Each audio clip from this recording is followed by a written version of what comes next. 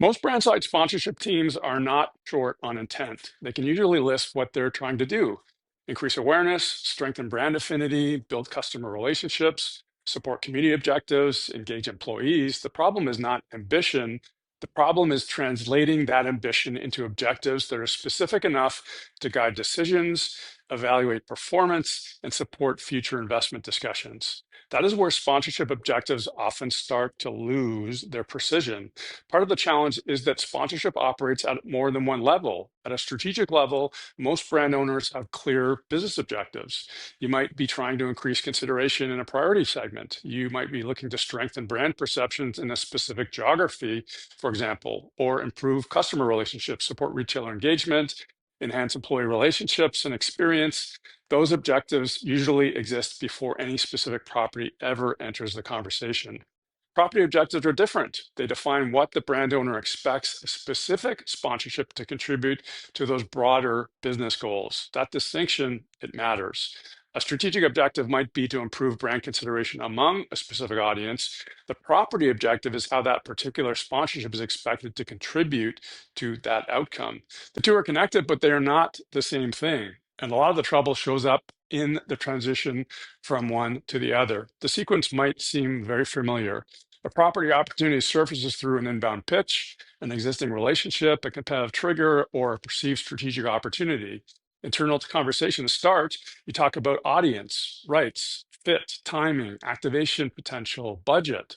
Only later does the brand owner formally define what the sponsorship is expected to deliver, if it gets defined at all. But by that point, the sponsorship opportunity is already shaping the conversation. This is not automatically a problem. Property objectives cannot be fully developed until you have an identified property. The problem is that sponsorship is so flexible that it's easy for objectives to stay really broad. Unlike many marketing channels, a single partnership can legitimately support awareness, customer engagement, retailer relationships, employee engagement, community objectives, and brand perception all at the same time. This is one of sponsorship's greatest strengths. It is also why objective setting really requires discipline. Because sponsorship can do many things, it becomes easy to fit many things in without being clear on which outcomes matter the most from a particular investment. So you see the same phrases over and over: increase awareness, strengthen community presence, build affinity, drive engagement. None of these statements are wrong, but they describe what sponsorship can do as a channel. They do not define what success looks like for a particular property within your portfolio. A few patterns show up pretty consistently. Objectives get written broadly enough to keep multiple stakeholders comfortable. They get carried over from the last agreement, or they are driven more by the strengths of the property than they are driven by the business outcome that the brand owner is trying to achieve. This is not usually about poor practice, and it's certainly not about poor intent. This is what happens when defining property objectives receives less attention than evaluating the property itself. The consequences don't show up in one day, they accumulate. Midway through a sponsorship term, someone in authority asks how the sponsorship investment is performing. A dashboard gets produced, reporting defaults to the data that is already available: attendance, reach, social impressions, media value, engagement metrics. The report contains outputs. What is much less clear is whether those outputs connect to the outcome that the sponsorship was expected to impact.